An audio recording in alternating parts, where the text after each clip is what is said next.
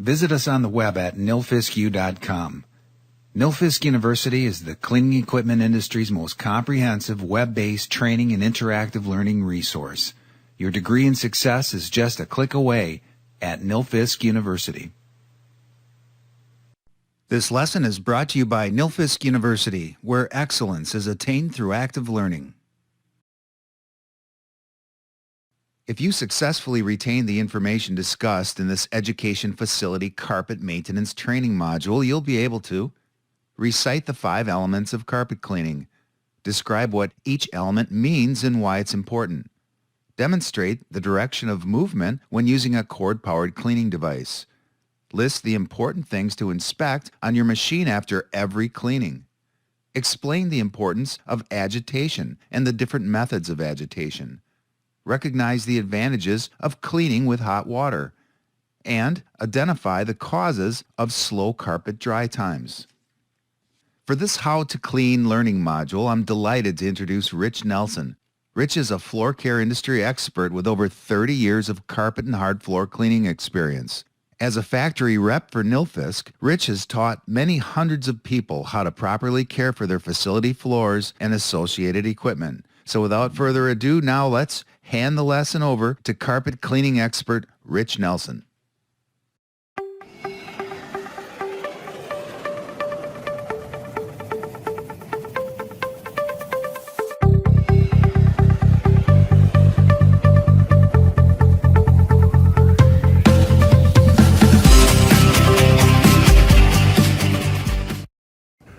Schools and universities experience a tremendous challenge as it relates to cleaning carpets. We would like to show to you the procedures that are used in the educational market segment. We're going to touch upon the various methods that are used, the chemicals that are used, and some of the do's and don'ts as it relates to cleaning carpets. When it comes to cleaning carpets in schools, there's a correct protocol to follow. We call those the 5 elements of cleaning: temperature, time, chemical, agitation, and recovery. By following those 5 elements, you'll see the results. Let's get started and we'll show you how these elements come into play as it relates to cleaning carpets. The first element of cleaning is temperature. And what we refer to that as the actual temperature of the water you actually put in the tank. If you have the ability to use warm water, we would highly recommend it for these reasons. First of all, when you add water that's hot, let's say it's 100 degrees or higher, for every 18-degree rise in the water temperature, you double the molecular activity of the cleaning agents that you're using. Hotter water will clean better. It will remove the soil quicker from the fiber that you're cleaning. It will also dry quicker, and you'll get better results. So remember, when you have the opportunity to use hot water, we would highly recommend you use that in the machines that you're using. Trying to decide what kind of chemicals you use in the carpet cleaning process can sometimes be a little challenging. There's a wide range available on the market today.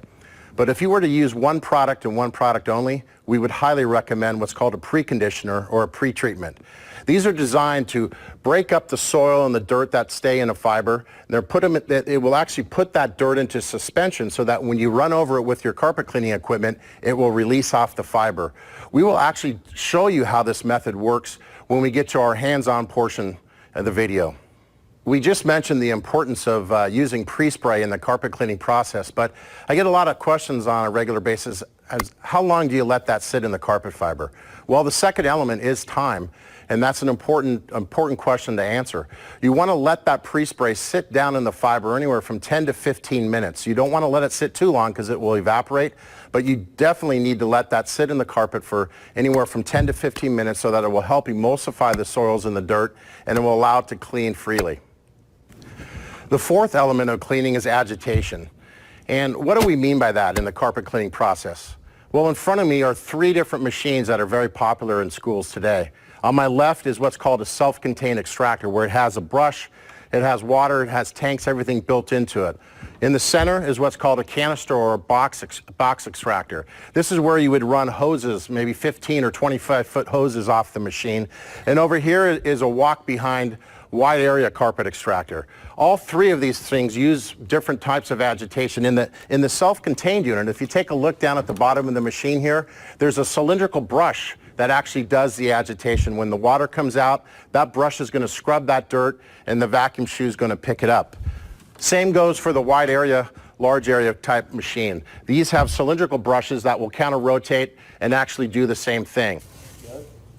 And then you can put it back in. So on both the self-contained unit and on the walk-behind unit, they use agitation as in the form of a brush. When you're talking about a canister machine, the agitation comes in two forms. It comes in what's called pressure, or PSI, and that's the actual pressure that's coming out of these spray nozzles that you see here. PSI, or pounds per square inch, the higher the pressure, the more agitation that we're going to get using a tool like this. Also, the third form is actually how hard you push down on the carpet using this tool. So the three elements are brush agitation, pressure coming out of the spray nozzles, and actual agitation from the use of a wand. Now, there are other types of machines that can agitate the carpet. There are pile lifters and things like that, but these are the three basic machines that you'll see in the school environment. The fifth and final element is recovery, and for many years we just talked about the four elements, but the fifth element, recovery, is very, very important. These three machines in front of us actually all put down water, and they all pick up water. But if you end up leaving that water in the carpet, or if your machine does not pick up water correctly, the other four elements that we mentioned earlier are not going to work very well. So recovery is very, very important, and that's why it's the fifth element in the process. Now that we've talked about the 5 elements of cleaning, we actually are going to show you why these steps are so important as it relates to the carpet cleaning process. Let's get started. Before you do any kind of carpet cleaning as it relates to extraction, the very first thing you want to do is vacuum. Now, as you can see, there's a wide range of vacuum cleaners, and it really depends on the square footage of your facility. If you have a lot of large open areas, obviously you're going to use some of the larger wide area vacuums. So a lot of schools use the backpack vacuums or the single motor and dual motor upright vacuums. But regardless of what type of vacuum you have, the very first part of a carpet cleaning procedural guide is to vacuum thoroughly. One granule of sand has roughly 27 cutting edges on it. If you were to look at it under a microscope, it's very, very abrasive, and it gets into the backing and the padding of the carpet, and it starts to wear the carpet out. So we want to come in and we want to vacuum first. We want to remove as much of the dry particulate soil before we start implementing any water on that. If you do that, if you vacuum first, the machines will actually pile lift a little bit while they're doing that. We will remove that dry soil and will allow the next procedures that we use to perform better. So always vacuum first before you do anything.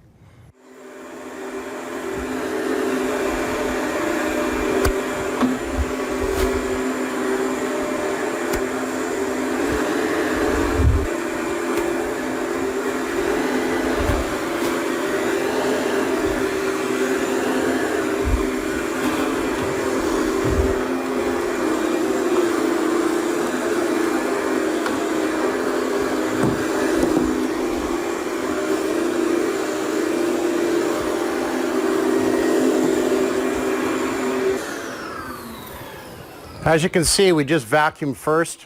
We want to remember to do that every time before we do any kind of deep water extraction cleaning. Now let's get started with the pre-spray and show you how to agitate that into the carpet. Now we're going to actually put down the preconditioner, or the pre-spray. This is a 1-gallon pump-up sprayer. I actually like to use a 2 or a 3-gallon sprayer, but this will work. 1-gallon sprayer, put in your pre-spray, mix it according to the directions on the chemical bottle. You always want to pre-measure your chemicals. You don't want to use more chemical than is necessary. But the pre-spray is critical, and this is how we apply it. We apply it through a pump-up sprayer, and we're just going to put a light mist down on the carpet. We don't need to flood the area, right?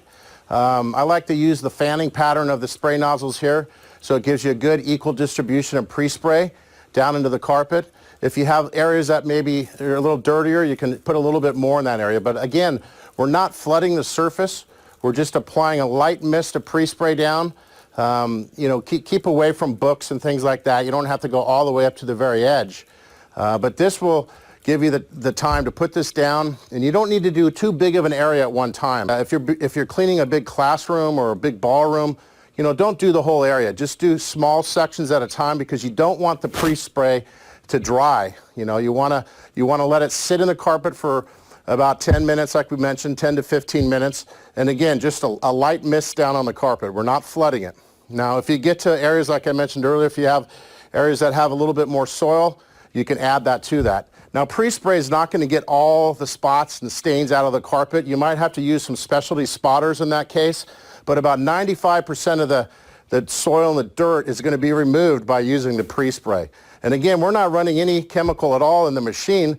We're putting our chemical down right now, and you can see here where we got a lot more. Maybe who knows what this is. It could be a soda spill or coffee or something like that. I'll put a little bit more down in that area just to make sure that we get good penetration of the chemical into the carpet. So it's very simple, it's easy, it's not difficult to do, but it is truly a really, really important part in making your carpets look better and getting the results you need the first time. Now, after I've put this pre-spray down, I'm going to come over this. This is what's called a groomer. These are used, a lot of the professional carpet cleaners, the ones that are cleaning out of their truck mount units, if you look in the back of one of their vans, they probably have 2 or 3 of these. These are used to not only pile lift the carpet when you're done cleaning, but they're used to actually pre-spray. When you pre-spray, actually agitate the fiber with these bristles right here. You can see they're not too aggressive. When you push this along the carpet, it's not going to stick into the carpet like it's some of the carpet brushes that are out there. So this is what's called a groomer. It's a very, very effective tool, and these aren't expensive. You can get these for, I don't know, $30, $40, but they're very, very valuable tool. And all I'm going to do now is I'm going to agitate that pre-spray into the carpet, okay? So we're actually now distributing that chemical down into the fiber of the carpet. Now, a lot of people skip this step. You know, they don't even bother doing this. They don't even use pre-spray. So if you can see, I'm agitating this carpet. I'm driving and penetrating that pre-spray down into the fiber deeper, and this is what's helping the soil release from the fiber, okay? It's pile lifting the carpet. These carpets have been stepped on and matted with people twisting and turning of their feet, and what we're doing now is we're pile lifting the carpet. We're agitating the pre-spray into the carpet. Now, I can go a little faster if I want. I don't have to go real slow. And again, it's very easy. It's not difficult to do. You get down to the areas where you got more staining, you can add a little bit more agitation. But we now are putting that chemical down into the carpet fiber. And we're getting that soil, you know, we're getting good soil suspension, which means the soil is coming off the fiber, okay? We put the pre-spray down, we're removing the soil from the carpet, and when we come back with the extractor, we're going to rinse. Okay, well now we've given adequate dwell time to the pre-spray in the carpet. While it was in the carpet, I was filling up the machine with hot water. Remember the importance of the hot water that we mentioned earlier. I also put a little bit of what's called defoamer in the dirty water tank of the machine. You never know what kind of chemical you might get out of the carpet from previous cleanings. Therefore, you know, it's a good kind of an insurance policy to put some defoamer in the tank so that you don't have damaged vacuum motors later on. Again, plain water in the machine. Don't put the defoamer in the clean water tank. We've had people do that. It clogs the spray nozzles. It clogs the pump of the machine. So put the defoamer in the dirty water tank of the machine. Now we're ready to clean. First we want to do is adjust the handle of the machine. And obviously there's always different size operators that run these, but I like to have it kind of at a comfortable height, almost to where my hands are positioned right now. You don't want to have it too high up off the floor because then you might lift the vacuum shoe up off the floor when you're pulling the machine backwards. So getting in a comfortable position and then just locking it into place so that it will stay in that position. Okay, and then the other thing you want to always check, now we have this machine in a storage position, but you want to lower the brush down to the floor. Okay, on some of these machines there's just a simple latch that just lowers it down. It's a free floating brush and it's going to raise to the highs and lows of the floor. We don't have to worry about adjusting it, or we don't have to put it in certain notches or adjust the height adjustment. We used to do that on some of our older machines. Right now it's just a simple lower it down for cleaning, raise it up for storage. This machine has a belt on the left-hand side of the machine, so it's actually going to clean closer to the surfaces on the right-hand side of the machine. So always find out where the belt is on the machine, and you will be able to clean closer to the edge where there is no belt. So I'm going to go start this machine right where we finished pre-spraying there. Now this carpet's not that dirty, to be honest with you, so you might not see real dramatic effects on my cleaning process here, but at least you get the point of how to do this correctly. The speed at which you walk, I'm going to turn it on and kind of show you, but you could vary the pace in which you walk. So go ahead and turn it on, make sure your water's on, and you're just going to walk backwards. You don't have to go real fast. You know, the slower you go, the more of a deep clean you do. The faster you go, the more of a surface clean. So if you need carpets that need to dry quickly right away, you can go a little faster, but keep in mind you're doing more of a surface clean when you do that. The slower you go, you're going to actually do more of a deep clean. And I don't know if you noticed, but I always like to work away from my cord. That's always a good rule of thumb so that you're not fighting your cord. Now this machine is just a pullback machine. We have a similar unit that has a flip over handle. It would allow you to clean both forward and reverse. But this one is just what we call a standard pullback machine. So again, a good steady pace. We're letting that hot water flush that dirt and that pre-spray out of the chemical, out of the carpet fibers, and this will give you a really, really good result. Like if you have a dirty area, you can slow the machine down if you want. Now I've had people ask me, Rich, how many times do we need to go over the carpet at one time? Well, I don't like to go over an area more than a couple times because you're going to start to put a little bit too much water down. So I would say maybe 2 passes at the very most would be the thing to do. And if you wanted to run a dry pass over the carpet without putting any water out, you could do that, but you're not going to get a lot of water coming back up on that second pass. So usually just 1 pass is all you need. If you notice, I kind of lift up on the handle a little bit. This machine actually wants to propel itself backwards automatically. I'm not having to pull it back. So a lot of our customers really like this because the fatigue factor is minimal on this machine. It's coming back slowly. I'm doing a good job of agitating with that cylindrical brush, and we're picking all that water up. So it's simple, it's easy to use, and we're getting good results. As you can see, I mean, I've already noticed I'm taking out a lot of those spots and stains that were here earlier, and this is basically how you do it. So you're just going to overlap a little bit. You don't want to leave a streak down the middle of the machine or along the carpet, so just overlap a little bit. You make sure you're covering the areas that you pre-sprayed so you're not leaving any of that chemical residue in the carpet. Now if I walk faster, I'm doing more of a surface clean. If I walk slower, I'm doing more of a deep down restorative clean. Now I'm going to make one more pass just to get the last edge there. And again, look how easy it is. I'm working away from the cord. I'm not fighting the cord. These machines have come a long ways over the years. They're very simple. They got good clearance over the front end of them. You can see where you're going. They're just really nice to operate. And they do a really good job too. When I get to the end, I always like to shut off the water first, so I release the button that stops the flow of water, and then I pull the machine back just a little bit to pick up that water.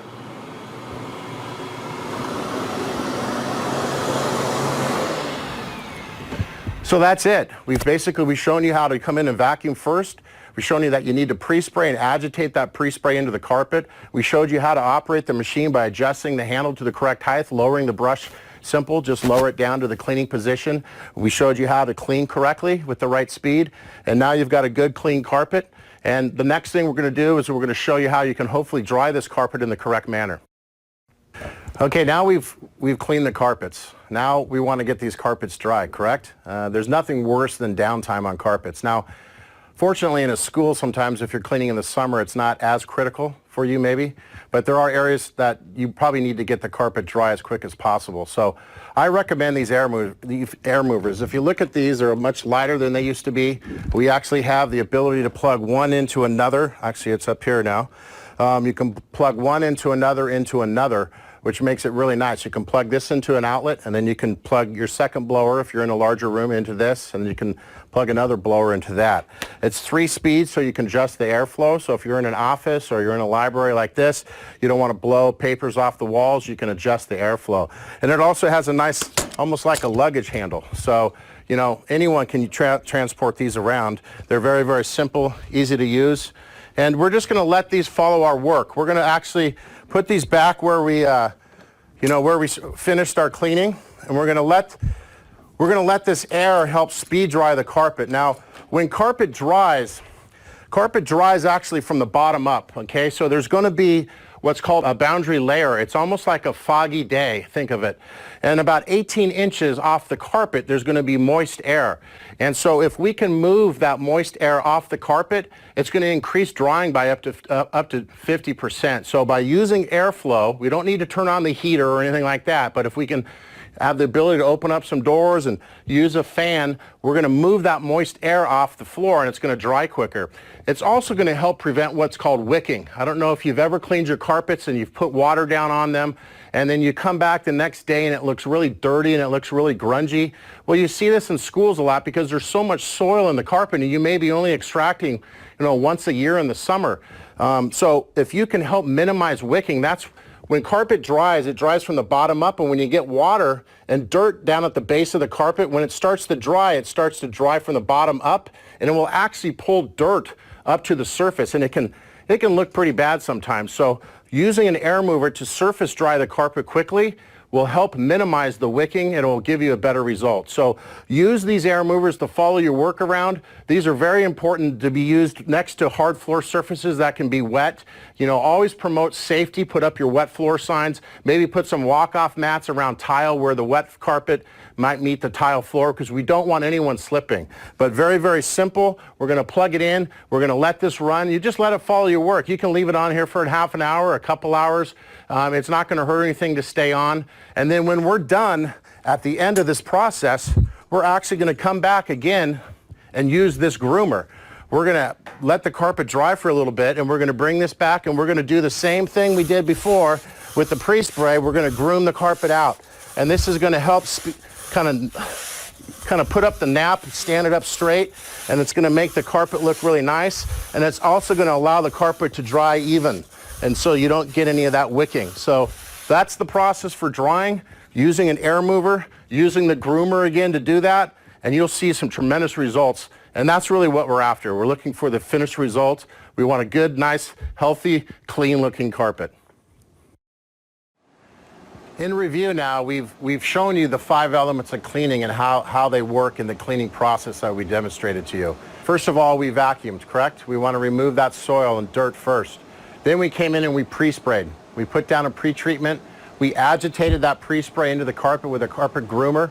We gave it some dwell time, that 10 to 15 minutes dwell time, which allows the soil to actually pull apart from the fiber.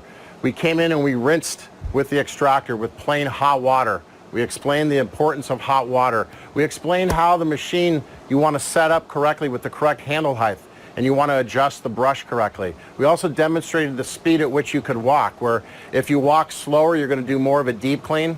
If you speed up the walking process, you're going to do more of a surface clean. And sometimes that's good. Maybe you want a quick surface clean and you want to go a little quicker. But hopefully after the presentation you saw, you've learned some valuable tips that you can take back to your school site. And remember, it is a process. Using the correct procedures and the correct protocol are paramount. But if you follow the 5 elements of cleaning, temperature, time, chemical, agitation, and recovery, you will have success in getting your carpet. You thought we were done, right? Follow me.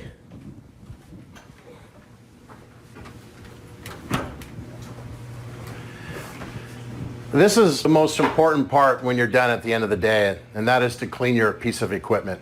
I can't tell you enough in my travels how many times I've walked into custodial closets just like this. I've taken a look over in the corner and I see their machine sitting there. And inside the machine, you lift it up and they've got dirty water sitting in here. And I've asked them, when was the last time you ran this machine? And they come back and say, well, we haven't run that machine in 3 or 4 months. Well, that dirty water's been sitting in the tank. It creates odor, mildew. It actually become a health issue if you don't clean it. So we highly recommend you clean these machines thoroughly when you're done at the end of the day. It doesn't take very long. We're simply going to rinse out the tank.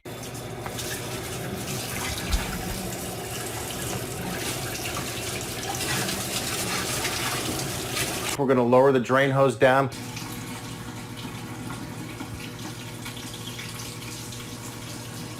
And we're going to run hot water in the tank. We're going to check the ball float and make sure there's nothing blocking that. We're going to clean that if we want. We can actually take this off of here and we can rinse it out if it's got debris and things in there. Now, we mentioned we used defoamer in the dirty water tank. Again, that was to knock the suds down. We're going to take the tank off, okay? We can either manually dump it or we can drain it with the hose in the front. We're going to check the filter. We're going to make sure that the filter is clean. We also want to check this before we even operate the machine, but a lot of machines have filters that are easy to remove. You can simply twist them out. You can check and make sure there's no debris. Now, again, we were using plain water that we mentioned. That's a nice thing because now we're not going to get a lot of chemical residue in the filter. But check the filters, make sure they're clean. And so that way it will operate correctly the next time you use the machine. And then dump the dirty water in the clean tank. You know, we don't want to leave the water in the clean water tank because it's, first of all, it's going to be cold the next time you use it, right? Plus it also can cause things to rust and clog the filters inside the machine. So in the back of the machine, there's a drain hose for the clean water tank. You just want to lower that down, clean out the water in the solution tank as you would with the dirty water tank. Once you've done that, you can actually leave the tank back on the machine, and if you want, we would recommend that you leave the tank open because that creates good airflow inside the tank. It also helps dry out the gasket. One of the biggest problems with machines over the years is the gaskets start to dry out, they get clogged, they crack, and once you start to do that, you lose suction, and then you lose recovery, right? And we know how important it is to remove the dirty water. So get the tanks, the gaskets clean by leaving them open like that. If you want to take this off, you can actually remove this lid. You can disconnect the hoses. And you can rinse off the whole top of the machine as well. While you're there, you might as well check your hoses and just make sure there's no clogs or no cracks in the hoses. You don't want to sit and start putting duct tape on the hoses to try to keep them from, cracking. So check the hoses, check your filters, clean your tanks, both the solution and the recovery tank. Also, in the bottom of the machine, you're going to want to tip it back here, and you're going to want to clean the vacuum shoe itself.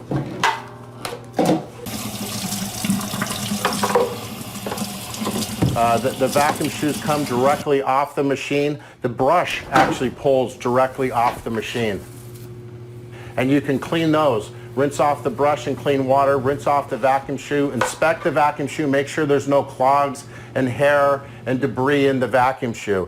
And last but not least is store the machine off the floor so that you're not bending the bristles. Right now the brushes are down on the floor, and then all you have to do is raise the latch up off the floor, and now you're taking the weight of the machine off the brush, and now that's the correct way to store the machine. If you want to fold the handle down or move it up further up so that it doesn't take up as much space in the closets, you can do that. And when you wrap your cord up, you want to wrap it up and secure it on the machine.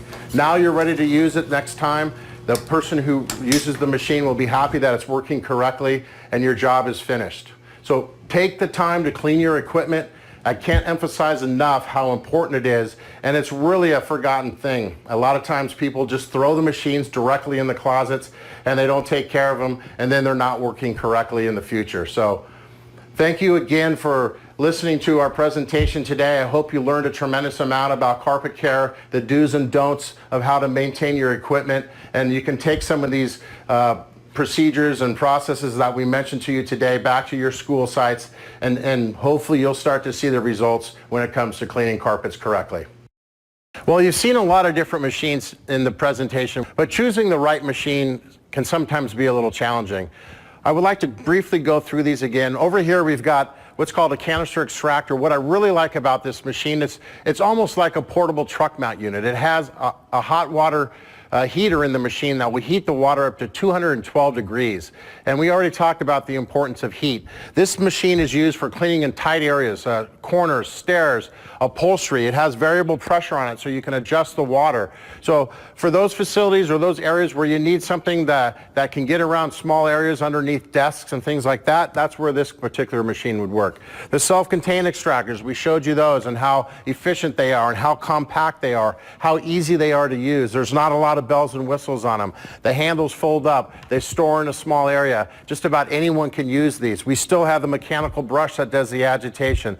These are very popular. But if you get into areas where you've got more expansive areas of carpeting, sure, you can clean them with these types of machines or even this one, but it has to do with productivity. When you got large areas, you want to clean those quickly. You want to not spend all day in there, and that's where the larger pieces of equipment come into play. This is like a walk-behind scrubber, but it's designed for carpets. We talked earlier about the cylindrical brushes. We have an actual chemical detergent system in the front where you can add and put in your detergent here. It's a non-proprietary feature. You could use the detergents that you choose. We can put pre-spray in here. We can put encapsulation product in here. We can put a wide range of liquid cleaners for carpet in here. We can adjust the dilution ratio on the bottle. So this is like a cleaning station all built into one. We can run a hose and a wand off of this machine we want. It's a 24-inch cleaning path. It's got cylindrical brushes that will scrub and agitate the carpet. So for large areas, this would be the one of choice. And again, the same thing here.